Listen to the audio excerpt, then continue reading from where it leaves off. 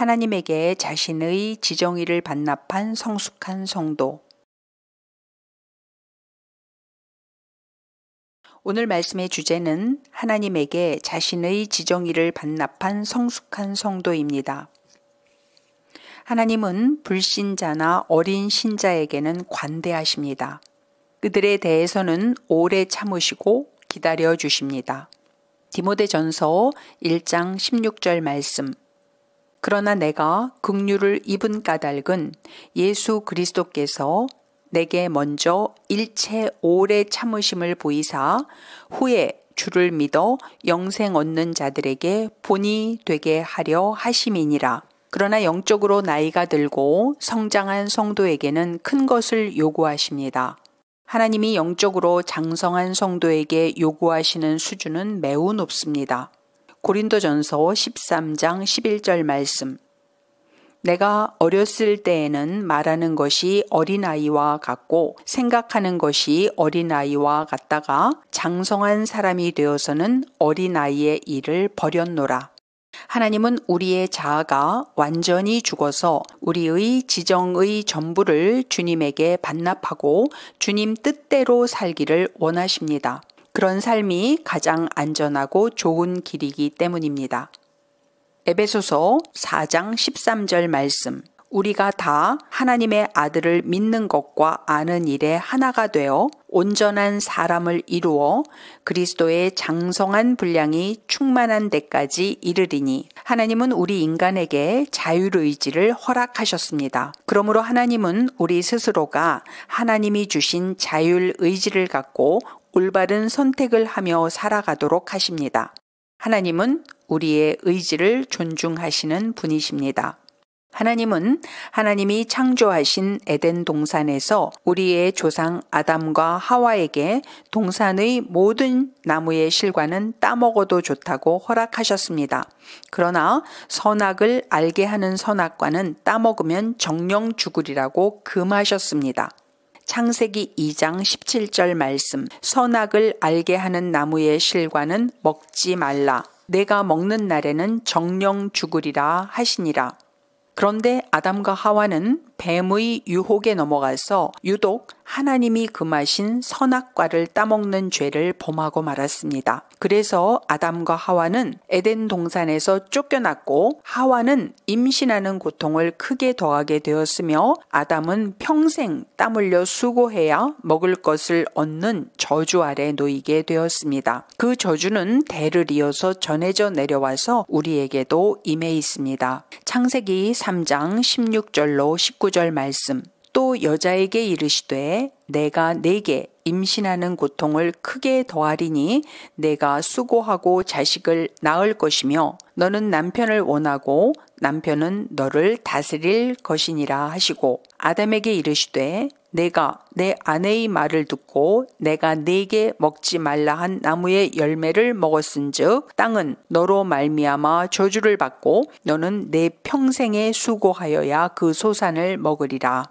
땅이 내게 가시덤불과 엉겅퀴를 낼 것이라. 내가 먹을 것은 밭의 채소인즉 내가 흙으로 돌아갈 때까지 얼굴에 땀을 흘려야 먹을 것을 먹으리니 내가 그곳에서 취함을 입었음이라. 너는 흙이니 흙으로 돌아갈 것이니라 하시니라. 하나님은 인간이 죄의 저주에서 풀려나기를 원하십니다. 그래서 하나님은 죄 때문에 하나님과 분리된 인간을 예수 그리스도로 하여금 십자가를 지게 하는 대가를 지불하게 하심으로써 그것을 마음으로 믿고 입으로 시인하여 예수님을 영접하는 인간에게 하나님과 다시 연결될 수 있도록 다리를 놓아주셨습니다. 우리는 예수 그리스도를 우리의 구주요 주님으로 영접하고 그분을 우리 안에 모셔드릴 것을 마음으로 믿고 입으로 고백하면 성령님이 우리 안에 내주해 주시는 것입니다. 우리 안에 내주하시는 보혜사 성령님은 우리가 그분께 우리를 맡겨드리는 만큼 우리를 가장 최선의 길로 인도해 가십니다. 그러므로 우리는 인류의 조상 아담과 하와가 뱀의 거짓 꾀임에 속아 넘어가 따먹은 선악과를 하나님께 다시 반납해야 합니다. 우리는 뱀을 주인 삼고 그의 말을 따르고 순종하며 살아가던 데서 돌이켜서 하나님을 주인으로 삼고 살아가야 합니다. 로마서 6장 16절 상반절 말씀. 너희 자신을 종으로 내주어 누구에게 순종하든지 그 순종함을 받는 자의 종이 되는 줄을 너희가 알지 못하느냐? 악한 영이 우리를 속이고 유혹하기 위해 들어오는 통로인 우리의 지정의를 하나님께 반납하는 행위는 아담과 하와가 하나님의 말씀에 불순종하여 따먹은 선악과를 하나님께 반납하는 행위와 같은 행위인 것입니다. 하나님은 우리 인간이 반복적으로 불순종을 하면 우리 자아를 완전히 파쇄시켜서 다시 빚으셔서라도 우리를 주님의 뜻대로 다시 만들어 가시는 분이십니다. 에레미야서 18장 4절 말씀. 진흙으로 만든 그릇이 토기장이의 손에서 파상함에 그가 그것으로 자기 의견에 선한 대로 다른 그릇을 만들더라. 우리를 만들어 가시는 주님의 열심을 일찌감치 깨달으시면 좋겠습니다. 그래서 스스로에게 자문해 보시기를 바랍니다. 나는 매를 맞고 나서 순종할 것인가? 매를 맞기 전에 자진해서 순종할 것인가? 매를 맞기 전에 주님의 뜻을 묻고 주님이 명하시면 네 하고 즉시 순종하시기를 바랍니다. 여러분들 모두가 복음의 십자가 군병으로 자원하는 자원병들이 되시면 좋겠습니다. 인생길 가운데서 겪는 아픔들을 돌파해 가시면서 주님께서 맡기신 사명을 기꺼이 감당해 내시는 여러분들이 되시길 바랍니다. 그리하여 하나님의 역사를 파노라마처럼 이어서 써가시는 기적의 주인공들이 되시길 바랍니다. 우리는 이 땅에서 부서지고 죽어진 정도만큼 영혼들을 건져내고 살려내고 키워내는 주님의 일에 사용될 수 있는 것입니다.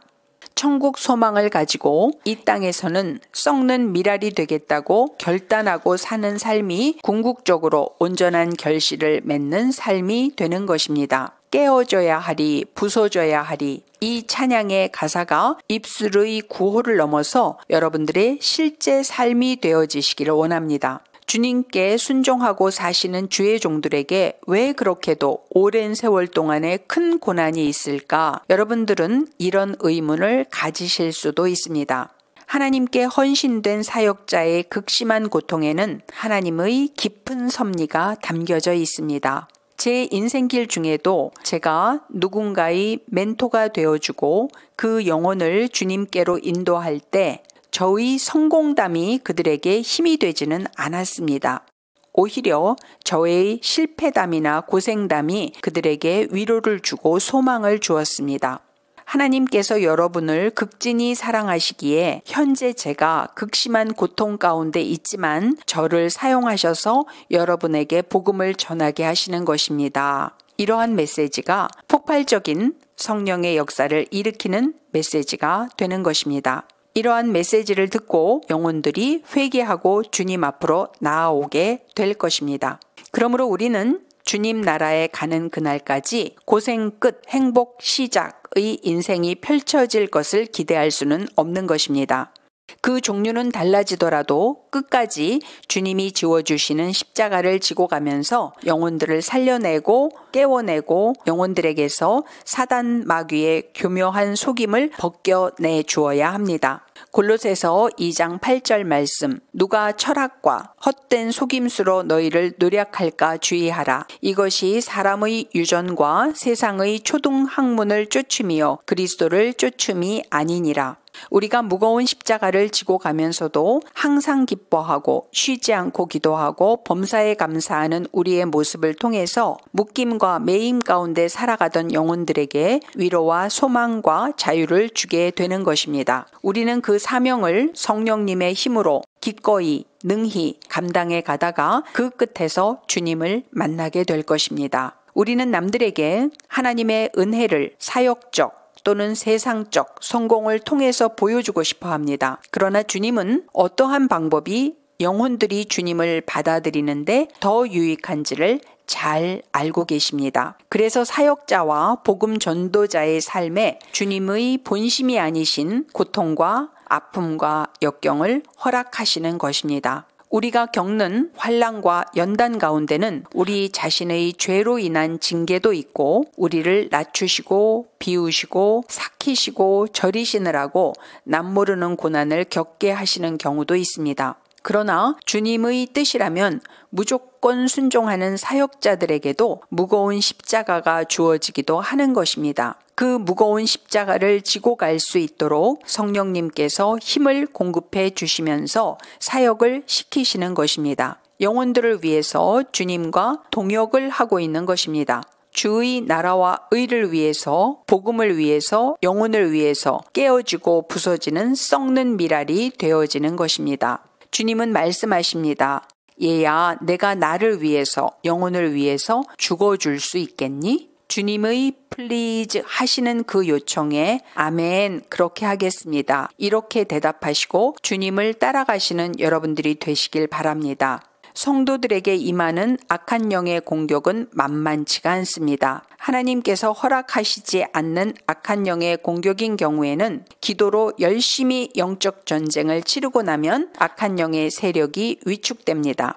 그러나 하나님이 악한 영의 공격을 허락하셔서 성도들을 키워가시는 것이 하나님의 뜻인 상황에서는 아무리 기도를 해도 악한 영이 위축되기는커녕 더욱 기승을 부리기도 합니다. 하나님의 구속 사역에 성도들을 동참시키셔서 구령 사역을 이루시려고 성도가 어려움을 통과해내면서 얻어진 힘으로 영적으로 어린 영혼들을 건져내도록 이끄시는 경우도 있는 것입니다.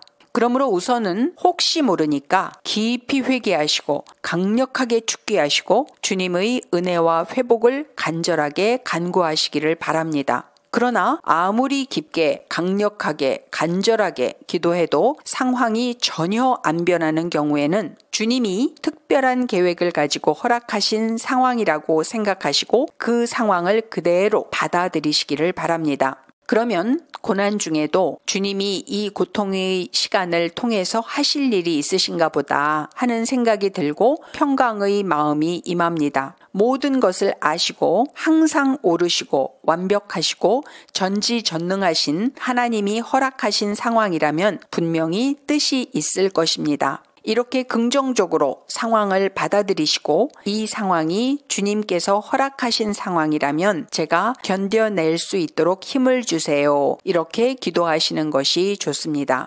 하나님이 왜 나에게 이런 상황을 허락하셨을까 하고 부정적으로 환경을 바라보고 의문을 갖고 환경에 저항하지 마시기를 바랍니다. 하나님이 허락하시는 때까지 그 환경을 받아들이고 순응하는 것이 힘도 덜 들고 연단도 빨리 끝나게 되는 것입니다. 자신이 불순종한 죗값을 치르는 것이든지 자신의 영적 성장과 낮아짐을 위한 것이든지 영혼들을 복음으로 건져내기 위해서 겪는 연단이든지 하나님이 여러분들에게 허락하시는 연단을 성령님의 도우심으로 잘 통과하셔서 영육간의 승급을 이루시는 여러분 모두가 되시길 위해 기도합니다. 하나님 감사합니다.